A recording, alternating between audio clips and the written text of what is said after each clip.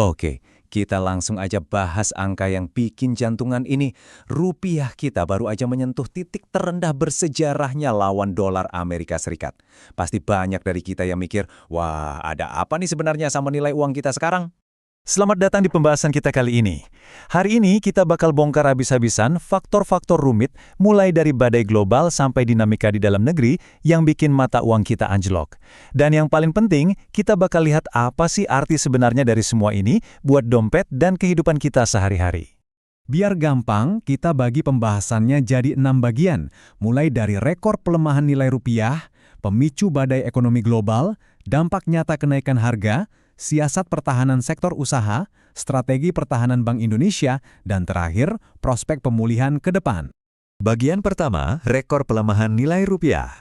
Coba perhatikan seberapa cepat mata uang kita ini merosot. Dari 17.104 di akhir pekan, besoknya langsung lompat ke 17.275 dan akhirnya terjun bebas nembus angka 17.370. Ini bukan sekedar naik turun pasar yang biasa ya, ini benar-benar pergeseran yang serius. Lanjut ke bagian kedua, pemicu badai ekonomi global. Nah, buat paham kenapa ini terjadi, kita harus lihat pukulan ganda ini. Di satu sisi, Amerika Serikat ngotot nahan suku bunga mereka tetap tinggi, yang otomatis bikin dolar mereka makin berotot. Terus, di sisi lain, ketegangan di Timur Tengah bikin rantai pasok global jadi serba nggak pasti. Ibaratnya, kita lagi kena combo dari dua arah. Dan efek langsung dari ribut-ribut geopolitik itu, harga minyak mentah Brent sempat meroket sampai $108 per barel. Angka segitu tuh gede banget, dan pastinya langsung bikin biaya impor energi negara kita membengkak drastis. Seakan belum cukup pusing, pasar kita juga kena imbas modal yang kabur. Gini, para investor asing buru-buru narik dana mereka dari saham dan obligasi kita buat nyari tempat yang lebih aman di tengah ketidakpastian global ini. Ujung-ujungnya, nilai rupiah kita makin tertekan ke bawah. Masuk ke bagian ketiga, dampak nyata kenaikan harga. Terus, apa sih efek domino dari badai makroekonomi ini buat kita? Simpelnya, barang-barang yang terhubung sama luar negeri, harganya pelan tapi pasti mulai merayap naik. Mulai dari bahan pangan impor, obat-obatan, barang elektronik, sampai pakan ternak. Semuanya jadi makin mahal. Dan realitas pahitnya, inflasi ini nggak mukul semua orang dengan porsi yang sama. Sesuai dengan kutipan dari Syafruddin Karimi ini, beban paling berat justru jatuh ke pundak masyarakat miskin dan kelas menengah. Kenapa? Karena hampir semua pendapatan mereka habis buat kebutuhan rutin kayak makanan dan transportasi yang sekarang harganya makin selangit. Kita ke bagian keempat, siasat bertahan sektor usaha.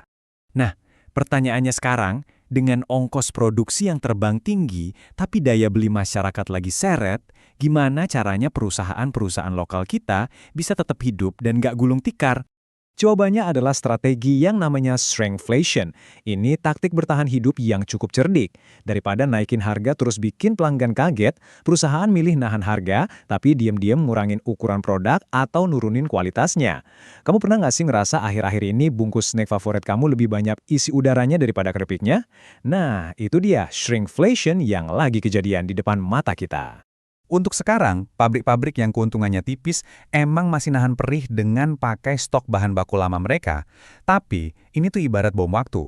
Begitu stok lama itu habis, lonjakan biaya produksi tadi ujung-ujungnya bakal dilimpahin juga ke harga jual buat kita sebagai konsumen. Bagian kelima, strategi pertahanan Bank Indonesia. Buat nahan guncangan biar nggak makin parah, Bank Indonesia punya senjata utama, yaitu suku bunga. Mereka milih buat nahan suku bunga acuan di angka 4,75%. Ini murni dipakai sebagai jangkar buat ngestabilin mata uang kita dan ngenahan laju inflasi biar nggak lepas kendali.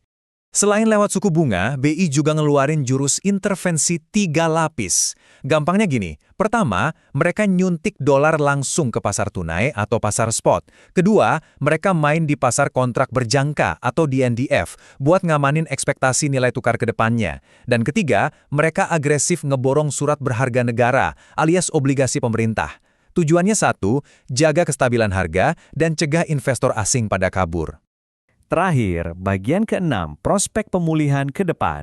Oke, kabar baiknya nih, Indonesia sekarang lagi duduk di atas tumpukan cadangan devisa yang lumayan gede, yaitu 148,2 miliar dolar AS.